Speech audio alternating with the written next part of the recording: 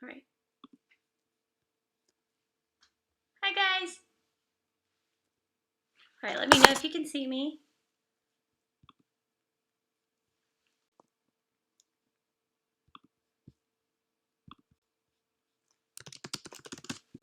Let's see. So, as you guys are coming on in here, today we are going to be talking about chords and how to change and move chords effectively. So, let me check. All right, I think we're good.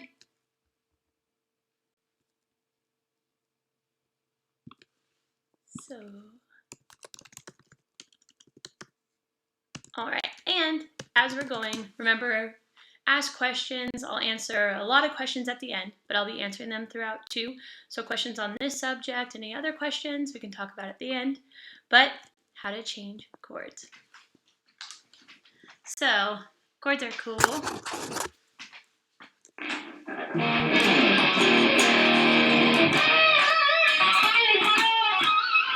I don't always play chords, but they support and make everything else better. So it's really important to know them, and it's even more important to be able to change smoothly. So let me make sure you guys can see me. I haven't seen you guys. Right, that you can. So let me know. Let's see. And this is on YouTube and Facebook, so send in your questions. All right, awesome. Looks like we're good on YouTube. I'll be toggling between the two. So let's make sure. Sorry, this is always the awkward part, but it's the important part. So I think we're good. Awesome.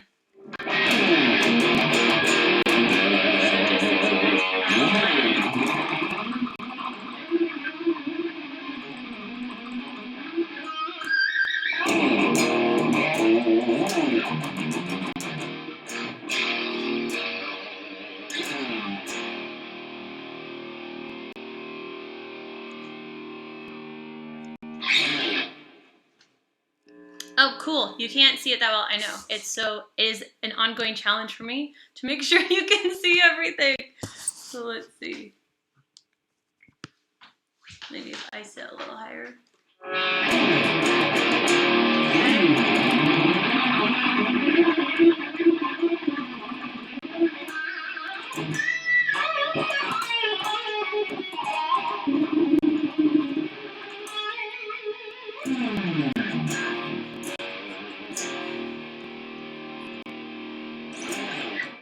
All right. So now that we got that out of the way. All right, cool. I'm glad it's going good. Awesome. So I think Dwayne should be zoomed out. All right, cool. So changing chords effectively. So when I hear about this, it depends on your level of playing, of course. But in any kind of technique or anything that I'm doing on the guitar, I always try to move smart.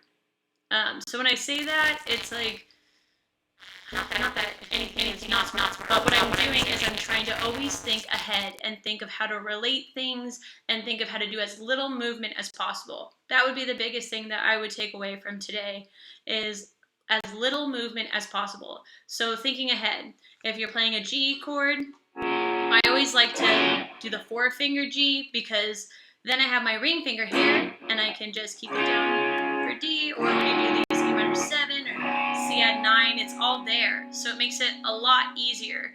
So it just makes it really cool. So thinking like that. So I thought it would be good to just pull up a song. I'll clean up the guitar tone a little bit. I can't help it. I like distortion.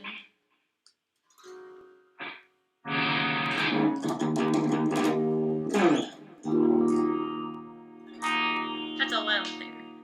Okay, so the song Patience, which you should also definitely be checking in at our YouTube channel, because me and a bunch of other instructors are doing lesson videos and technique videos where you can learn songs and obviously techniques. So I may have this one coming up in an upcoming video, so you should check it out. But it's Patience. So it's pretty simple. and just uses some open chords, but we'll talk about how to play smart and how to learn chords effectively. So, C. So if you never played C, go ahead and take your third finger, your ring finger, and place it on the 5th string, 3rd fret. Take your middle finger and place it on the 4th string, 2nd fret, and your pointer on the 1st fret, 2nd string, and strum from the 5th string down. We do this because we're holding a C, and that's our bass note, our root note. So we go to G, A major, to D. So, let's see. I'm actually going to take out my earpiece because it's delayed and make sure you guys can hear it. So tell me if there's a problem with the sound now. So C, G, A,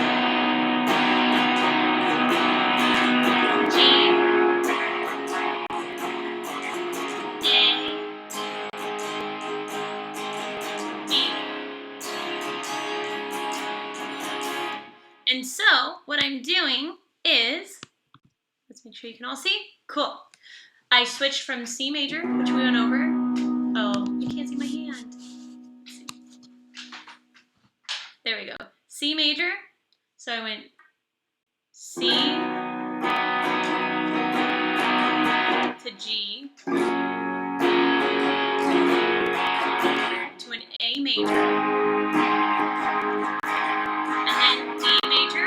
And when I'm at D, I'm going between these different voicings of D. So I'm changing the D chord from just a D major, where I have a major 3rd in the bass, to lifting up that finger and making it a sus2, or placing down my pinky and making a sus4. So let's go over these chord shapes really quick. If you're not a beginner, I know you probably know these, but bear with us and send in your questions. So C major, we went over, and then G, we have no notes in common. So when we are switching, I'm moving to a completely different shape. So in this case, there's nothing that really helps us in that way, but we'll go over that in a second. So C, and then G, I take my middle finger and I place it on the 3rd string, 3rd fret, 6th string. Then I put my pointer on the 5th string, 2nd fret.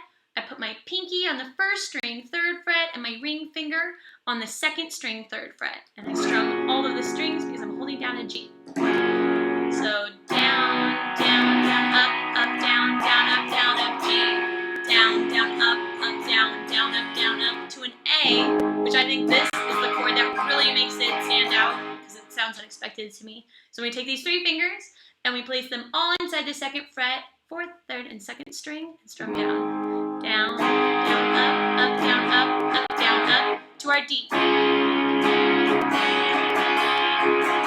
And that's a little bit tricky if you haven't played a lot of chords, but a D major kind of looks like Mickey Mouse saying what's up. There's his head and 2 ears. One of my teachers always said that it looked like Mickey Mouse, but he's kind of like tilting his head, so I say he's saying what's up. So make a peace sign, and then put your pointer on the 3rd string, 2nd fret, and your middle finger on the 1st string, 2nd fret, and then your ring finger is going to go on the 2nd string, 3rd fret, and you're going to strum from the 4th string down because that is an open D note. So that's why the other strings weren't open. For these other chords, we didn't use open strings because their root is not an open string. So if you don't know, the open strings are E, A, D, G, B, and E. And so that's why for E chords, we include the open 6th string. For an A chord, we would include the open 5th, and D, we include the open 4th. I'm just gonna make sure you guys can still hear everything okay, so let me know. Let's keep going. So, C, down, down, up, down, down, up, G, down, down, up, down, down, up, A, down, down, up, down, down, up, D, down, down, up, down, down, up. So that was the trickier one because I switched between these 2. But see how everything looks pretty effortless and easy? That's what we want to do. So I'm not doing anything that's really stressing me out or anything. And the way to go about learning these chords in easier ways is to isolate changes that are hard, especially changes that are hard, and to practice moving. So isolating means practicing moving back and forth if they have nothing in common, and noticing the chords that do have something in common. So G to D is really easy if you do this voicing of G. Now there is another voicing where, and you're probably wondering why, like how come you can have two voicings of G that are so similar, where we have this 4-finger version and this 3-finger version. And the reason why, you can hear the slight difference. So this is 3 fingers, 4 fingers. I prefer the 4-finger version, but whatever you want, it's fine. They're the same thing because they're the same notes. So on the second string, when we put our finger down, we're holding down a D note. And when we lift it up, it's a B note, and these are both inside of a G major chord. So that is why it's optional. So let's practice strumming them.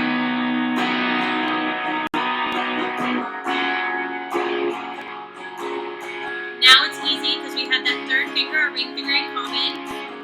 And then for this one, I think D to A is pretty easy because I already have 2 fingers in the same fret I'm going to.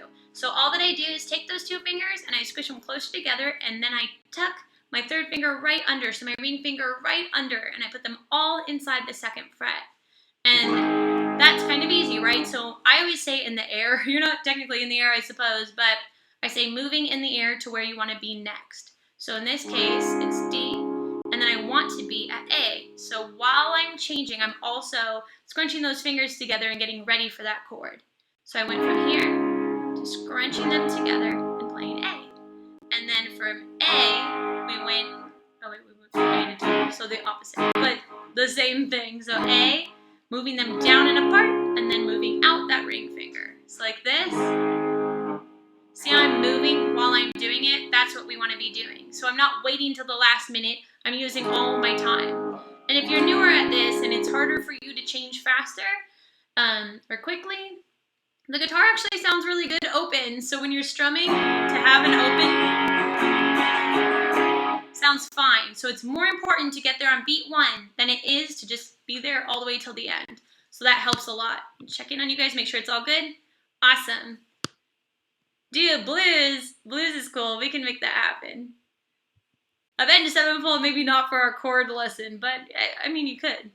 But what I had in mind more when this topic was presented to me was changing open chords, because sometimes, myself included, we get so excited about everything else on the guitar that we might not learn these. And they're really important. And they're different, right? Because another way, actually, and it would be a good topic for us to also hit, is power chords, power chords, but also bar chords. So bar chords are a way to play all of these chords and learn less shapes. So the advantages and disadvantages would be that a bar chord is a little harder because you're having to put pressure down all the way on all these strings. And if you're newer at that, it's a little painful even, and it can just take a second.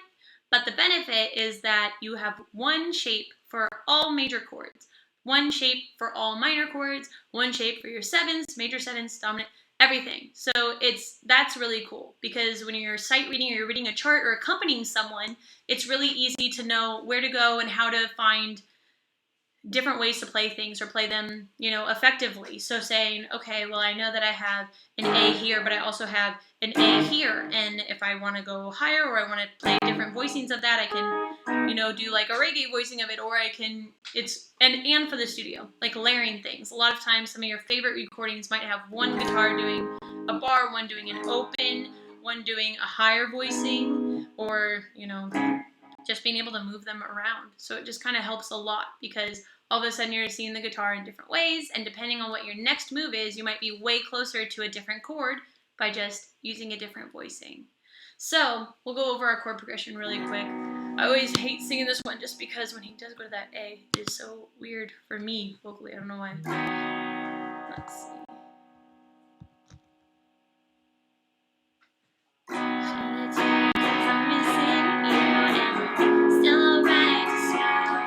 Then I don't know how to do this one.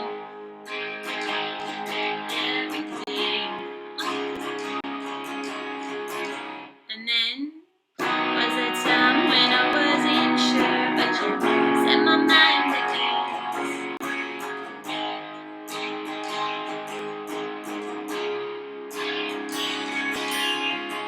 So I just picked this example because it's cool. It's open chords. It's a rock song with open chords, which is cool.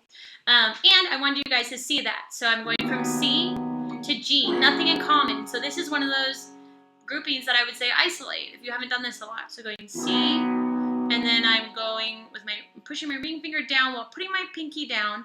Then I'm bringing my middle finger over so it was moving like that and placing my pointer down. So these two fingers, my pointer and my middle, are actually kind of already making that shape, but a little bit more dramatically and spread out. So I'm going like that. And then it doesn't seem so crazy, right? So from here, and you know, when they're saying effectively, and I'm saying try to do it by thinking ahead, if you were playing another song, a lot of rock songs and a lot of songs that change from G to C, they'll do a C add 9, which is all that we do is we move our middle finger and our pointer down a string each, just like that. So in that case, you wouldn't want to just lift up all of your fingers and then put them all down again for the ones that you're using. You want to only be adding in the ones that you need or changing what you need. So as little movement as possible. And this is the same thing that I'm doing with all that shred stuff. I'm trying to think ahead, and I'm trying to not put more effort in than I need, because if I don't, then I'm already ready to do something else, or I can do even more notes, or I can do something even crazier. So it's all about saving time, not to be lazy, but to be smart, and so you can add in more things. So C to G, then G to A. So these don't really, nothing really in common again. So G, and then when I'm switching to that A, I'm thinking, okay, what do I have in common? I'm going to lose my pinky. I'm going to tuck my middle finger under my pointer. I'm going to drop my pointer string and bring in that ring finger. So not that easy, but not that hard either. Could be worse. And then to D. This is the one I think is pretty easy because we're already kind of lined up. We move this finger, so our ring finger is actually on the same string even. We just slide it over and then drop our pointer 1 string down, same fret, and our middle finger 2 strings. And any of these shapes that you isolate, the coolest part is if you learn another song, you probably already know a bunch of the chords now. So that is really cool and really beneficial. So let's see how you guys feel about, we were talking about blues, but we can also talk about power chords and bar chords. Do I always play overdriven? No. There's not much drive on this, but there is some effects. It's just a preset from Max Effects. But I mean, I don't practice that way, but I have things under control, so usually I just like the sound of those tones more. I mean, who wants a really dry tone? But I had to play with a really dry tone just a couple days ago, and it was on a live stream with and I had to play an acoustic guitar and shred, and that was interesting. All right, so blues and A. I guess we'll talk about blues and A really quick too. And steep it is easy if you just practice it and you do these things where we just slightly move our fingers. So try that today and just try taking shapes, maybe taking the shapes that are harder and aren't as easy and working on those. And you'll notice that just giving them a little bit, all right, let's see. Cisco, can you see it better now? Oh, better. Awesome. Thank you, Jesse. Thanks, Robert. You guys should catch Robert on Thursday. Wait. Yes, Thursday. Today's Tuesday. All right. So let's talk about other chords too. So I was talking about how you can move around a bar chord, and that's really cool. I know that this guitar probably isn't the easiest to see what I'm doing because there are no fret markers, but I'll tell you what frets I'm on. And I am in drop down just a half step. All right. So the benefit to bar chords is that we're learning one shape and moving it around, and we know all these shapes now. So for major, but it's different when you're rooting it on the 6th string and when you're rooting it on the 5th string. So for the 6th string, we take our pointer and we bar, which means we put pressure all the way down. So I'm going from the 6th string to the 1st. Then I'm going to make a power chord, which you probably use power chords a lot. And a power chord is just an easier way also to move around with one shape. And by doing that, we don't have a third, so it's not major or minor, and then we can kind of have more fun when we're soloing over it. And you don't have to be, tied to one specific mode or one specific scale. So when I'm barring all the way down, then I'm going to go ahead and place my ring finger down on that power chord, so root in a 5th, pinky right under, and ring finger grabbing that major 3rd on the 3rd string, 6th fret.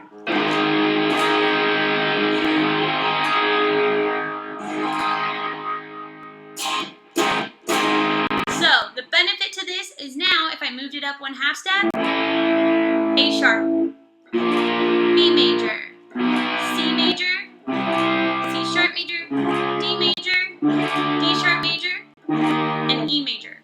And the benefit to, and open,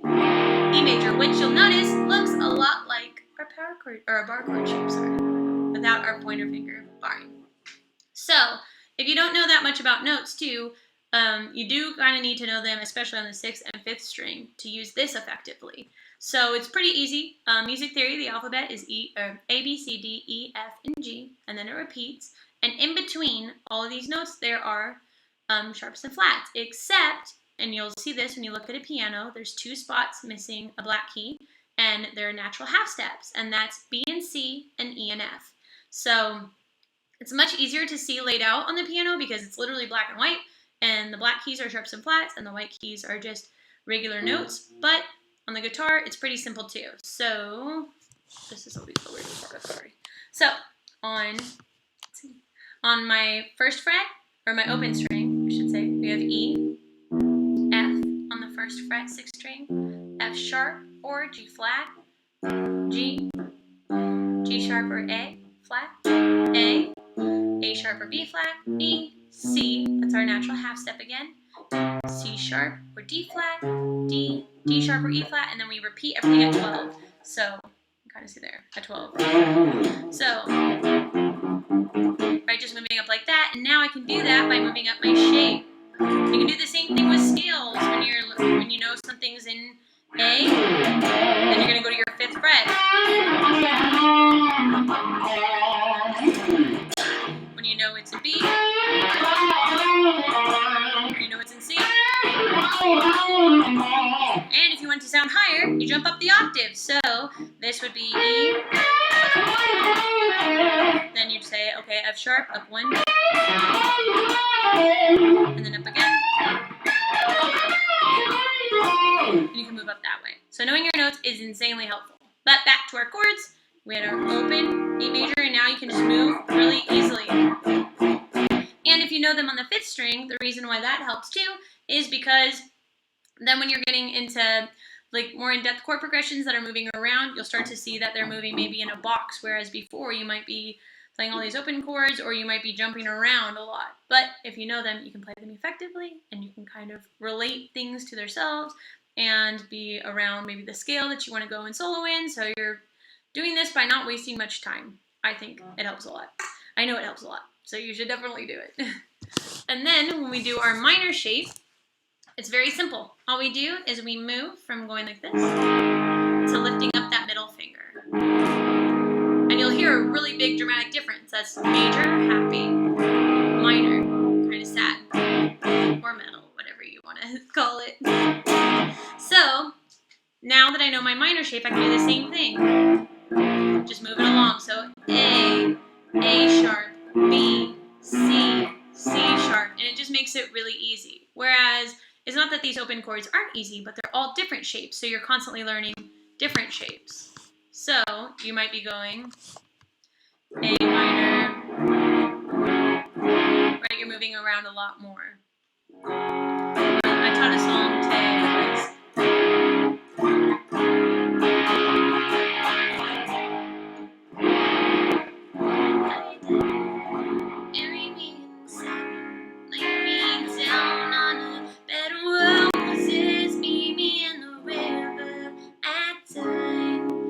I taught this song today, and I think it's kind of cool. So it just went G, D, A major, and then they did this D6 at 9, but you can also just kind of look at it as you're moving an A major, or sorry, A minor up 2 frets. But see how you can apply everything, but you can also do that with these bar chords, and sometimes it ends up being easier if you have something that's really hard. So other, charts for that song would say C sharp, and I know how to do that. It says C sharp minor, and how to find that quickly. And so for chords like B too, B is a lot easier to do as a bar chord. So that helps a lot, knowing how to get to these. So I'll show you the major and minor on the 5th string, and then I'll also take a bunch of questions. So, yep, you're doing pretty good on time. So I'll take some questions after that. So major, 6th string, minor, and then when we jump to the 5th string, we're going to go ahead and bar, obviously, from the 5th string down, and then with my ring finger, I bar as well and make like an A major shape, like an open A major, so like this. If I wasn't doing that, but I do like this. The only hard part is you really have to get this open. Oh, sorry, my wave bar. Is you have to get this open or not open, but you have to get this first string to ring out from the bar, not from that A major shape that you're making. And that's major, so you move that around. It's in a Led Zeppelin song. That's a pretty cool riff that you should definitely learn. I think it's from the ocean. You go.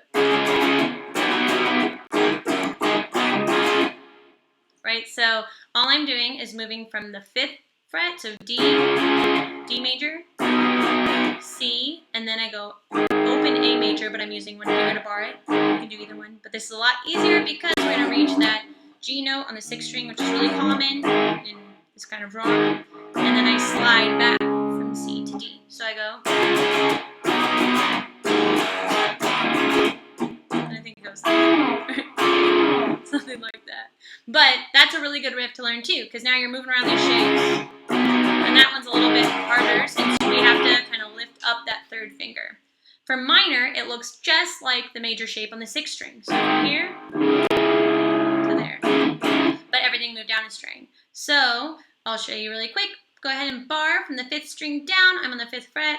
Then I put my ring finger on the 4th string, 7th fret, pinky right under, and then I place my middle finger on the 2nd string, 6th fret. And so,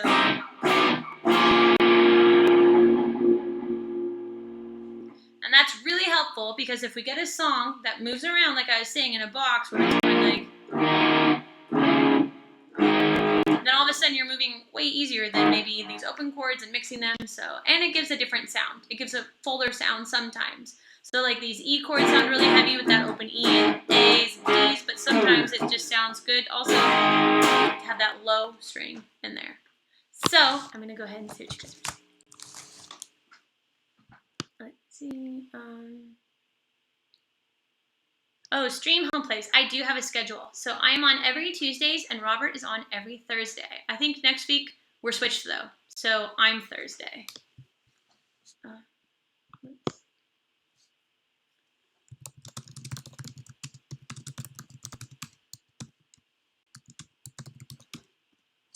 Okay. So, sorry, I'm switching between both of these. I know it's always so weird. I can't read the ones in Spanish. I'm so sorry. Oh no. Oh, can you hear the guitar? Is it? Let me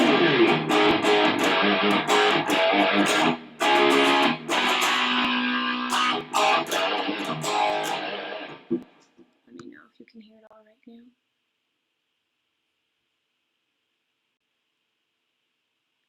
Cool. So stream home plays, yes, every Tuesday at this time. So 7 Central, 8 Eastern. And it's the same, I believe, when Robert does it on Thursdays. But next week, I think the week of Valentine's, we are switched. So I will be, let me see. It's still sounding weird. Let me try and fix that. So let's see. The 14th, yeah, I will be back on the 17th. I will be back on the 16th. And Robert will be here on this Thursday on the 9th. And he will be on the 14th. And I do short ones every time on, I do them on Fridays. So, but at 1. So let me make sure it sounds okay.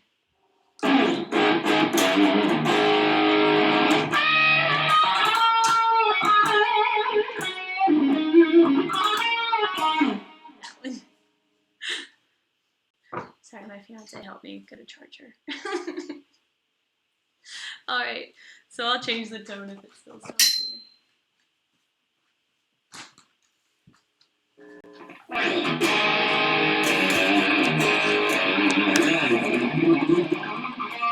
Thank you. All right. Let me see. Let me know if it's working, Jesse. In Magic Forest, probably. I was using an XFX preset. But we don't want it to be loud and squishy sounding. That doesn't sound like a good tone to have. It's not my desired tone. So yes, sorry. Thursday, I will be back. Next Thursday, Robert. This Thursday, Robert. Next Tuesday. And every Friday at 1 Central, I do a quick 15-minute topic. So whatever topics you guys want to learn too, please text them, just type them down below. And we'll look at all of these and we will choose the best ones. And some will be quick, So quick ones for Friday and long ones that you have more in-depth questions on. All right, good. It's sounding cool. So yay. All right. So let's just do a quick recap before we just do the questions. But these open, I'll back it up. These open chords.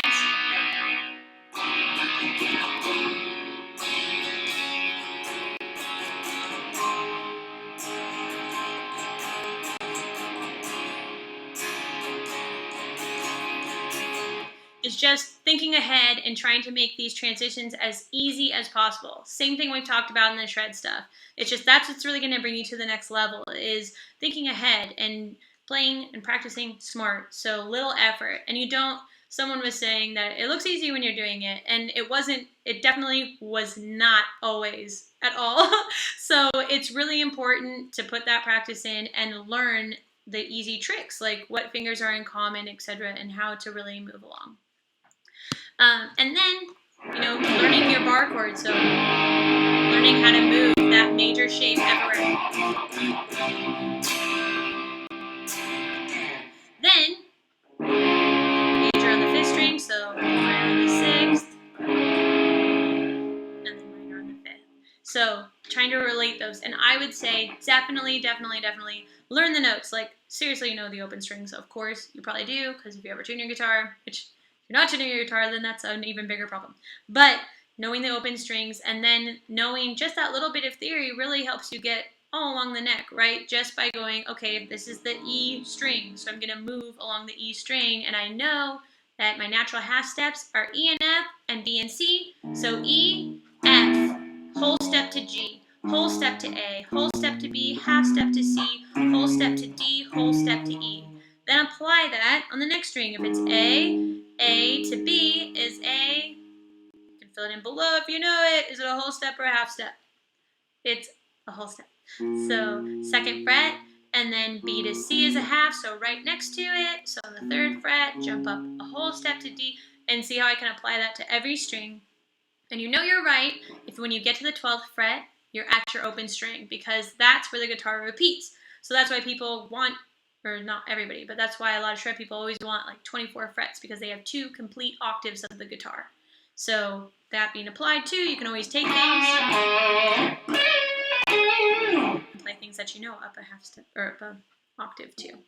All right, so now let's get into the questions. Well, even before we get into the questions, actually, I'm going to give you guys a special link for sticking around. So I really appreciate you guys sticking around. I'm going to give one in the YouTube chat and one in the Facebook chat. And this is, sorry, I have to get a discount, a special offer on our guitar control secrets. So we really appreciate you guys watching these streams. And so this is our thank you to you. This is all about, and we're all about, you probably see me on this channel a lot now. I do the videos too, you know, the filmed videos, so you can see me on the channel. And I'm also going to be here every Friday doing those short little tips, and once a week with these longer lessons. And so we really appreciate you guys checking these out. Our goal is really to get you playing from your heart and being able to do all the things that you want to do that you hear in your head. So even though I've been here a while, Guitar Control has been here even longer. They've been a thing for 10 years now, 10 years plus. And this is our Guitar Control secrets. So this is Claude giving you guys tips on how to play from your heart. And so he does that by going over 3 different things. So we're going to do technique, we're going to do fretboard knowledge, and hand-brain connection. So technique are all these things that I'm using when I'm soloing. Vibrato, bends, anything. Speed picking is technique. Legato is a technique. All of these things are techniques. And then, oh, sorry, let me post it in Facebook. All these things are techniques. And then fretboard knowledge is what we were just talking about. Chords, scales, arpeggios. This is all fretboard knowledge. Knowing the notes. And then hand-brain connection is connecting these 2 things together. So you'll get a special discount for sticking with me today and watching this. And I really appreciate it. So go ahead and click it below and you will get a discount. And now we can open up to questions. But that's just a way for you guys to kind of get something cool. So thank you so much. And learning how to play from your heart. I know that a lot of these magazines and other sites and stuff, they're not really talking about that. And that's what's really the most important. So all these things are important, like technique and everything is very important, but the whole goal is for you guys to play what you want to play and have the most fun doing it. So we're just trying to give you the tools to do that. All right, so now I'm going to open up the questions. I'm going to make this quieter though, so it doesn't feedback on me. Okay. Oh, that's awesome. Cisco, I'm glad that you appreciate it. We can explain the modes. I don't think we can explain it in the little time we have left today, but we can. So that's a great thing. Like, please leave us exactly what you guys want to learn. Like, if you want a quick rundown of all the modes in a lesson and maybe one of these long videos that we're doing, or if you want specific things. But I'm glad that it helps you stick around and gives you a routine. That's awesome. Well, that's cool that you said that because it sounds like Robert is watching too. So Robert got a compliment on YouTube. I don't know how to do the Spanish. Okay. I'm going to switch to Facebook.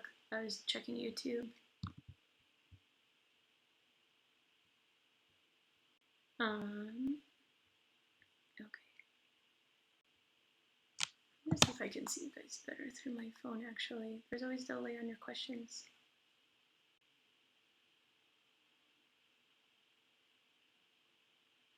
I'm going to live stream myself, I guess, while you can see me doing it.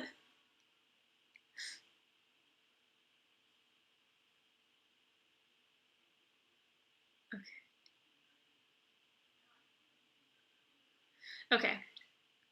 Yes, always play from your heart. Robert Plant is the best. Sit around singing songs all night is cool. Okay. Oops. Now I can hear myself. Okay. Okay. What kind of guitar is this? This is my custom guitar. I love this guitar. So it's always cool when you guys ask that because I designed it. So that's really cool. So I've been playing for Menarek guitars for quite a long time. And Mark Menarek asked me if I would want a custom. And I'm not insane, so I said yes. And I picked this guitar. So he had in mind the shape, which was the shape he had already done. And for a long time, I had been playing strictly only the Goddess, which is that shape that you may have seen me play before here or on YouTube videos, which is, it's actually right here. It's a white guitar that I play a lot. And it looks like this. And it's very cool. I have a black one and a white one. They're really cool. The other shape that I had liked actually was their Fury, which is this shape. And so I've been playing those forever. And he just kept saying, like, I want to get you to play something else too.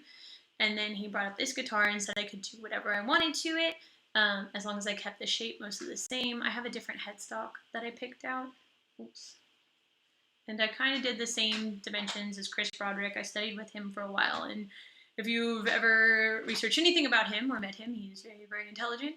And so I thought, well, you have got to be smarter than me because you're probably smarter than most people. And he had just come out with a custom at that time, and he had added this feature I thought was really cool, where he made his neck just a little bit wider so that when he did like pinch harmonics or like half bends on the sixth string, that it wouldn't go over the guitar. And I thought that was so cool. And he did it on the first string. And so I thought that was just so smart.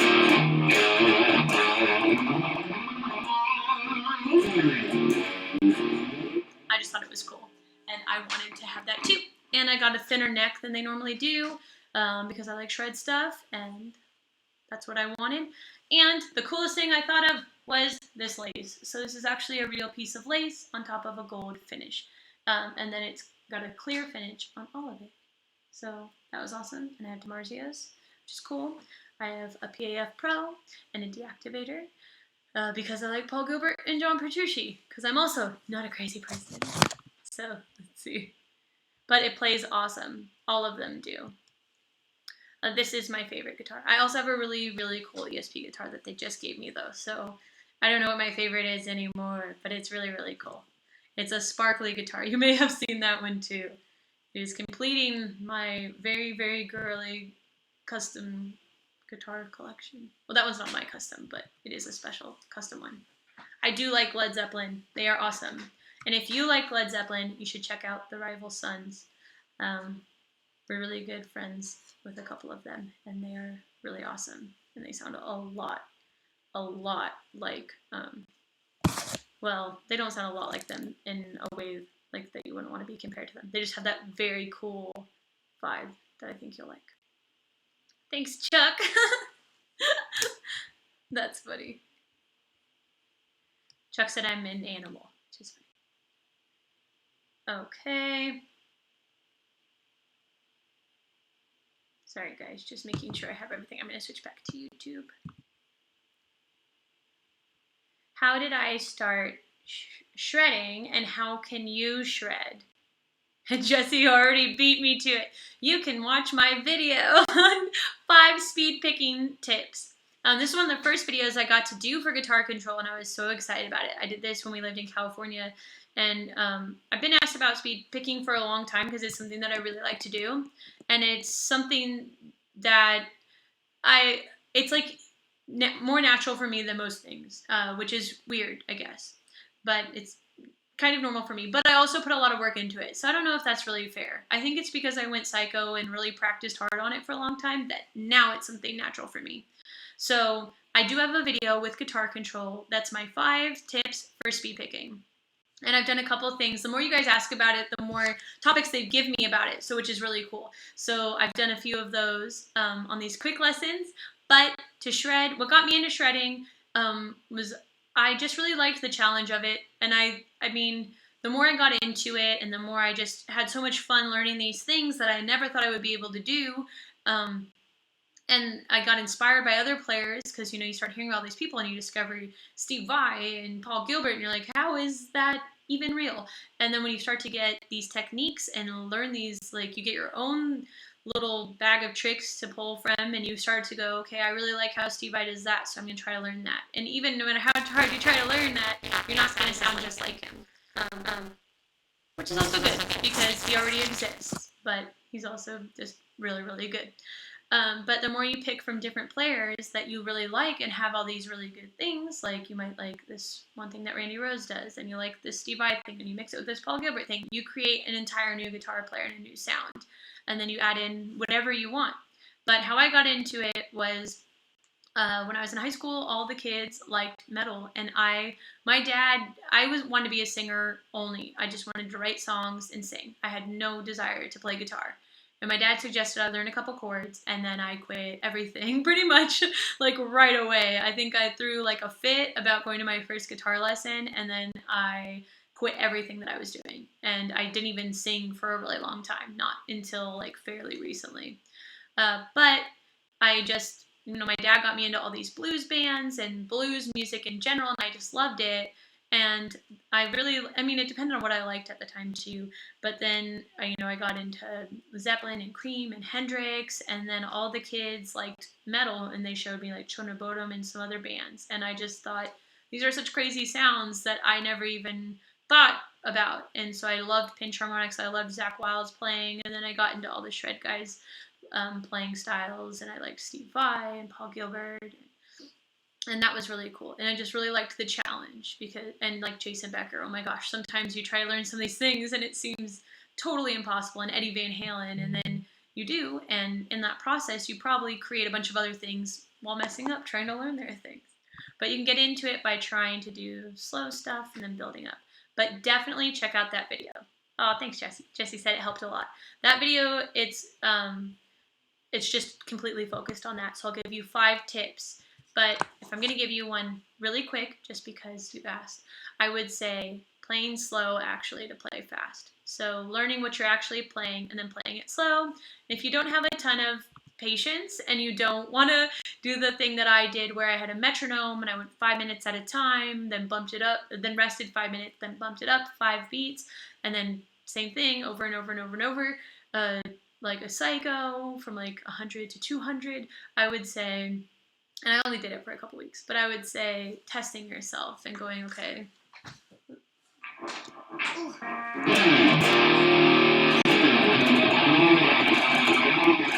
Saying, okay, I can play this slow.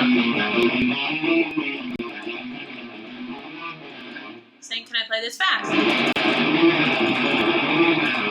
And then testing yourself. But also playing that, like, when you're practicing, use a clean tone. You don't have to use a ton of distortion when you're practicing. But check out that video, because that will help. All right, let's see. Who are you seeing in Belgium in 2 weeks? Oh, Rival Sons! You should definitely see them in 2 weeks. And if you see Jay and Dave, tell them Steven and Stephanie say hi. That would be cool. Hi, Caleb. What strings do I use and what size?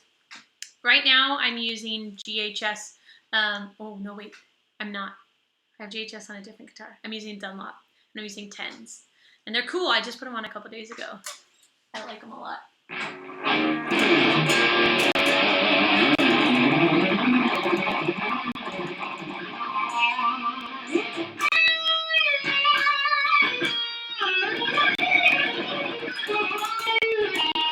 I get asked a lot about my strings and my picks. I would say my biggest things are I like to use 10s because they're not too thick, but they don't lose out on the tone. I used to use 9s, and then my teacher made fun of me, actually. So I use 10s, and then if I'm tuning down, though, like if I'm doing a bunch of metal stuff and say I'm going to be playing, this is just E flat, so I'm still at 10s. But even D, I might still keep 10s. But if I went to C, I'd go up a gauge. So whenever you drop a full step, go up a gauge, and it feels the same. And I use thick picks. I use like really, really thick picks, which always weirds people out. But I like them. These are these really awesome custom picks that Steven made me. Steven's my fiance, and he's really cool. And you should check out his band. They're called Aerosol the Bear ones, and they're really good too.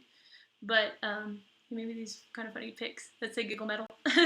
And they're really thick. But I use Dunlop's 2.0s too. Really, really thick picks and just a medium string. I'm not actually hitting the guitar really hard when I'm playing a lot of that stuff. So having good touch and good technique and stuff really helps. All right. You should listen to your dads for sure. That's true. Yes, we've learned that you should go see the Rival Sons. You should go check out Steven's band. And you should listen to your dad. And you should try to shred. And you should check out Shred. And you should check out all these videos on guitar control. Seriously, it's me, Robert, and a bunch of other guys. And we're doing songs that you guys are requesting. So either the full song or the main parts, the solos, and technique videos. So it's really cool because you're going to get different point of views. You're going to get my point of view, Robert's point of view, John's point of view, and all the other guys that are on there. And you can always, always comment on our videos and request other videos. So if you feel like I would know something because I like these shred things, you can ask me. Or if you say, hey, Robert does all these really cool pentatonic lessons, I want to ask him something. Or you want to ask different people the same questions, you're going to get different tips and different answers. So I'm going to give you guys those links one more time, and I'm going to wrap this up. So thank you guys so much for sticking with me through that whole thing. That's really cool. I'll be back Friday at 1. So 1 Central. And I'm pretty sure what the topic is, but I don't want to say it in case it changes. So stay tuned. But leave us tips. So we're doing these short lessons too. So if you think it's a short lesson that you want to hear about, please. If it's a quick tip, like something about, I don't know, one vibrato thing or something like that. Yes, Jesse likes Iwavo too. You should seriously check them out. They're very good. Makes the weirdest sounds on the guitar. Like very creative. We do these holiday videos too that are pretty fun. So I'm hoping we do one for Valentine's Day, but I don't know if we have enough time.